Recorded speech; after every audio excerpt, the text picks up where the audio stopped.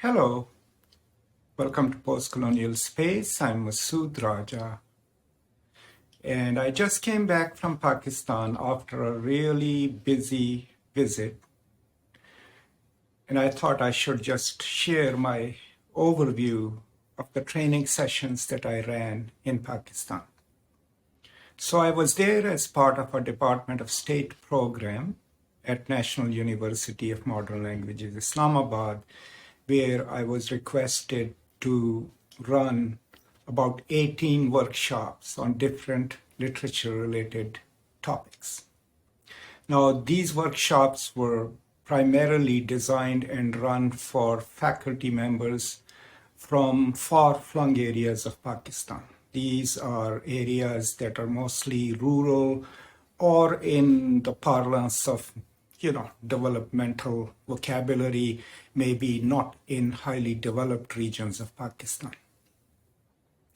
So, to be honest, when I went in, I was slightly worried about, my way of doing things, and I wasn't sure how my lectures and my conversations will be received. But as you all know through this channel, I'm a very strong believer in knowledge, but also in the native agency of people wherever they live. And I am proud to share that every single one of the participants in these workshops impressed me with their inquisitive minds, but also with their desire to make a difference in their region for their people. And I think that's the greatest learning point that I drew from this experience is that if people live in the region or from the region where they teach, they tend to be more committed to the students, to the local culture. I mean, that's natural. But what these workshops, in my view, did for them is to share with them an international perspective, which they took, asked questions, took notes, but then they merged that with their local demands, with their local conditions, right? And my hope is that they will take what we shared in our workshops and then nativize it and indigenize it so that they can better serve their students. Now, one of the things that came across pretty clearly throughout my workshops was that every single one of these people, these professors and lecturers, are committed to their work. They do want to make a difference in their students' life. But across the board, they are also highly constrained, right? They are constrained financially because most of their institutions do not have the federal or provincial funding to really sustain themselves. They are also constrained by the local and national politics and the controls over free speech, or even just over teaching in a different manner.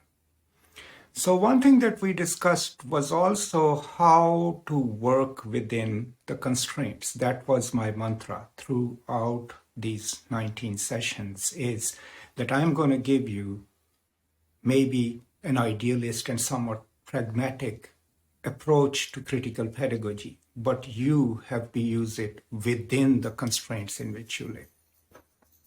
And then collectively we figured out, how to push against those constraints. Like one thing that one of the participants suggested as we were talking about the commercial aspects of Pakistani universities and how sometimes students are pulled from a final exam because they have not been able to pay the fees. And the idea that we came up with was that maybe the department, the faculty in the department could come together and transparently create a fund where they contribute, the students contribute, everyone knows how much money there is so that there is no, nothing going on.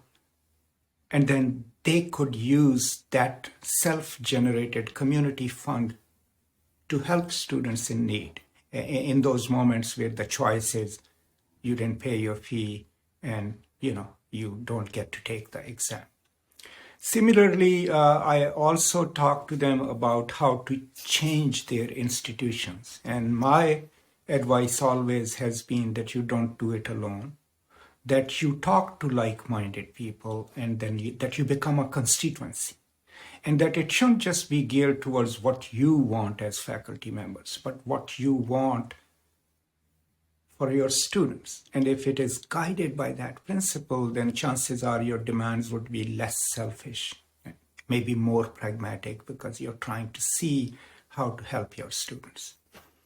So overall, I learned a lot from all these faculty members. I learned about their struggles, right? But also about their successes and how do they handle all these pressures, like, universities in KPK, in Gilgit-Baltistan, in the interior Punjab province, in Khairpur, Sindh.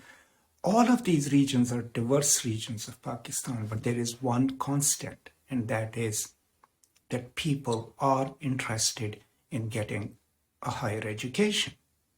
And these professors with whom I worked are the ones who deliver that. And so another important thing that we talked about was that we all ought not to think of ourselves as content deliverers. We don't just teach content, right? We also teach how to live meaningful lives. And one of the strategies that we developed was that, okay, whatever subject we are teaching, maybe throughout a semester, we could add a theme of kindness and generosity, maybe little steps that we can emphasize to our students that they could incorporate in their everyday behavior.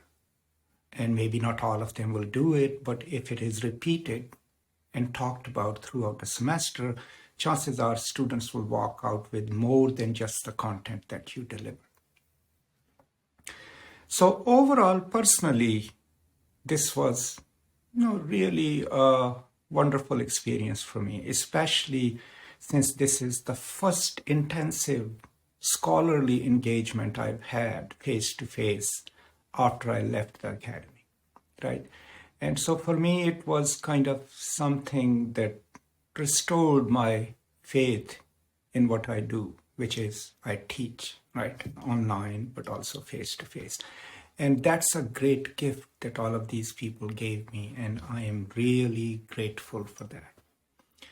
But also, another gift that I received from all these participants is that my reach in terms of knowing people now spans the entire Pakistan.